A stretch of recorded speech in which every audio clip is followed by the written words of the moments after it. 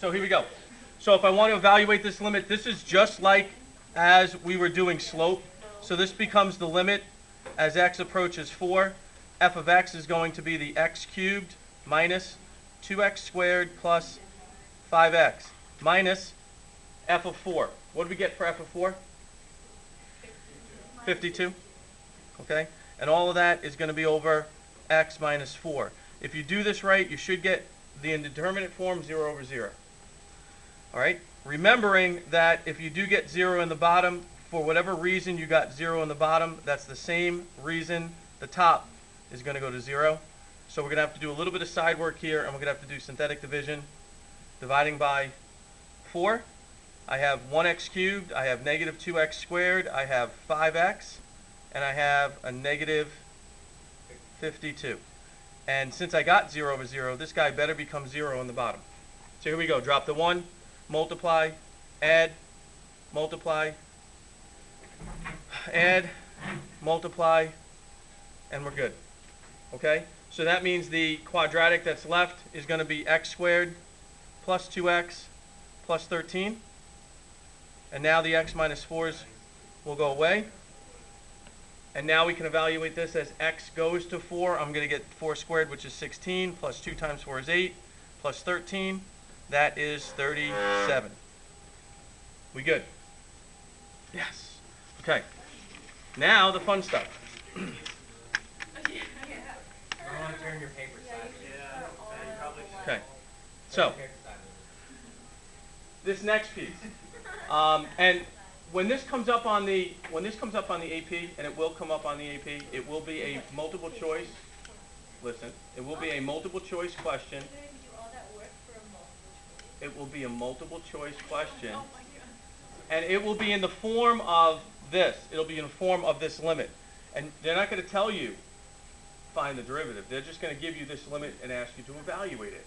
And the limit will look like this. The question will look exactly like this. It will be the limit as h approaches 0. It's everything that you plug in. This will become x plus h cubed minus 2 times x plus h squared plus 5 times x plus h. Then minus, that's plugging in the x plus h. Then minus f of x, which will be x cubed minus 2x squared plus 5x. Move it over. And then all of this over what? H. Now, if they give you a question like this, and it's a multiple choice question, they don't want you to actually go through the limit. By the time you reach the AP test, all right, you're going to know derivatives like the back of your hand. And this is a multiple choice question, so you don't need to show work. You can just do it the best way you know how to do it. And what you're supposed to recognize is that this formula is in the form of the definition of the derivative. And since it's in the form of the definition of the derivative, they must want you to take the derivative of something. But what? And what you need to understand is, see this right here? This is the function that you're taking the derivative of. It's in the formula. So all you have to do is recognize that this question, because it will be multiple choice, recognize that this question is only asking you to take the derivative. The derivative of what? X cubed minus 2x squared plus 5x. Take its derivative. 3x squared minus 4x plus 5. Find it on the choice, and you're done. If you go ahead doing this using limits, you'll take about 15 minutes to do a multiple choice question that was supposed to only take you about 15 seconds to do. So that's where the understanding of what we're involved with. That's the understanding of this definition. If you ever see this definition played out, and you realize, 1, it is the derivative, which is what you're supposed to do. 2, the derivative of what? That function that follows that minus sign is your f of x. That's what they're asking you to take the derivative of, because that's part of the formula. So find it. There it is. Just take the derivative of it. Okay? So we're going to do it by hand. Here we go. Now I'm going to show you x plus h cubed. All right? Binomial expansion. Binomial expansion says that the first term in the binomial starts off at that exponent, and then it just simply counts down to x equals 0. And what's x equals 0? 1. Don't have to put it. The second variable starts off at 0 and counts up. H to the 0, h to the first, h to the second, h to the third. All right? Those are your variable pieces to the binomial expansion. How do you get the coefficients? Well, we have something called, and this is what I teach in algebra, and I know people use combinations. I teach Pascal's triangle. Pascal's triangle is a triangle that's created by using ones to start off with. First row, listen carefully, first row is a 1, second row is a 1, 1. All right? Third row, the way Pascal's triangle is formed is every time you go down to the next row, it's going to have one more number in it than the previous row. Each row must start off with a 1 and must end with a 1. So I know my third row is going to start off with a 1 and end with a 1. But now when you start writing numbers in Pascal's triangle in the middle, it's got to be the sum of the two numbers above it. So I need to write a number here. What numbers am I going to write here if it has to be the sum of the two numbers above it? 2. I'm going to keep going. I start the next row with a 1. Then what does this number have to be? 3. This number has to be 3. This number has to be 1. That has four numbers in it. Next row, 1, 4, 6, 4, 1. And this continues. Now watch this. If you look down this diagonal or you look down this diagonal, do you see the fact that the numbers just count? 1, 2, 3, 4? Yes. So you go to the number that is raised, the exponent on your binomial, and you're going to go down to that number you see here. That's a 3. Once you get to that number, there are your coefficients to your binomial expansion. This is a 1 plus a 3 plus a 3 plus a 1. And there's your x plus h cubed. Bang.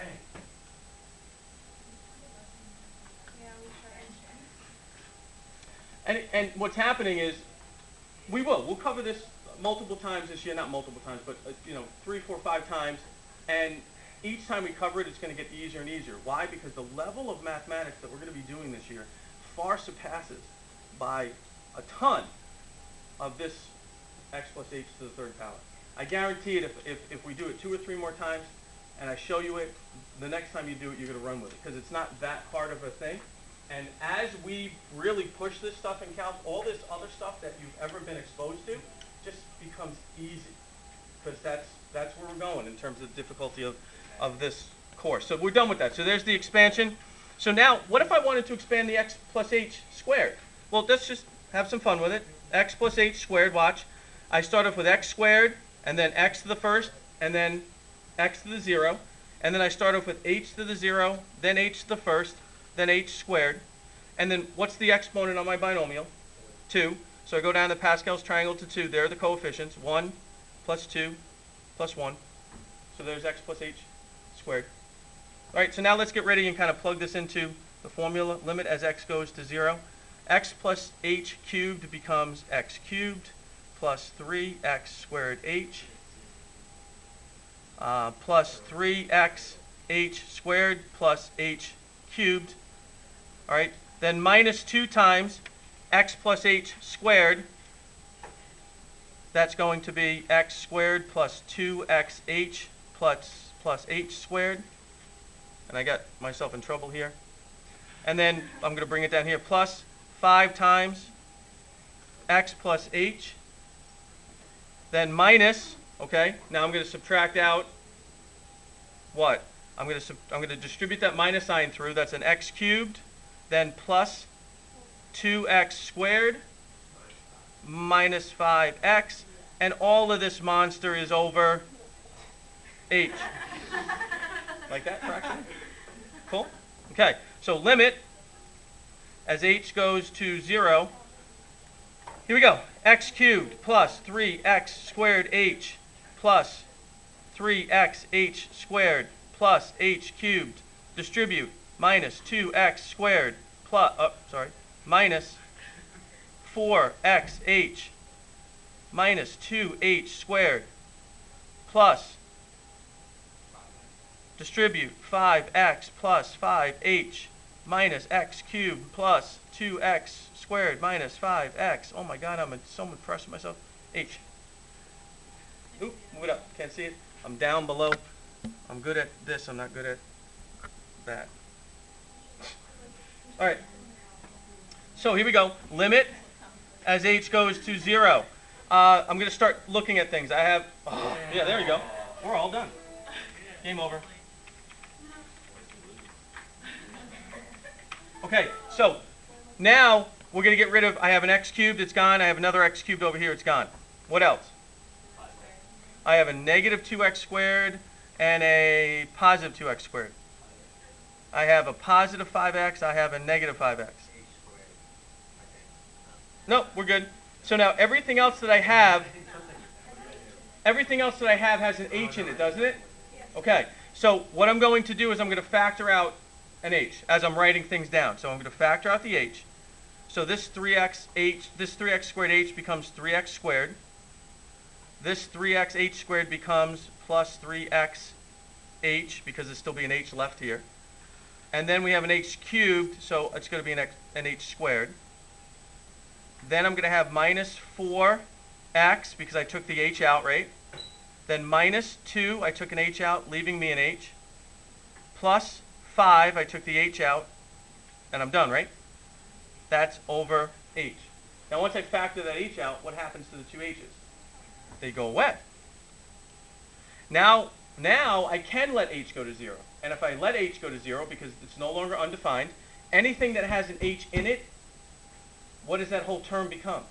0. So 3xh is 0. H squared, 0. Minus 4x, minus 2h, 0. What do I have left? 3x squared minus 4x plus 5. Isn't that what I'm supposed to have? It's so easy when you do it. Well, no, it's just, again, it's up, well, yeah, because I can make a fraction like this. Is that cool? But it's just playing around with the math. It really is. And believe it or not, if you work a couple of these out, which you are going to do for me, maybe not so much on a quiz, but as a homework problem, it's the algebra that's there and all the little mini mistakes that you can make. We need to kind of get through it. The whole idea that we want to try to be able to do is set this up in such a way that we can pull that h out, because that's the reason why this limit is undefined. You've got to get rid of that h in the bottom. Okay, any questions on that? So we're done. So we're done with that piece. Let's move on to That killed my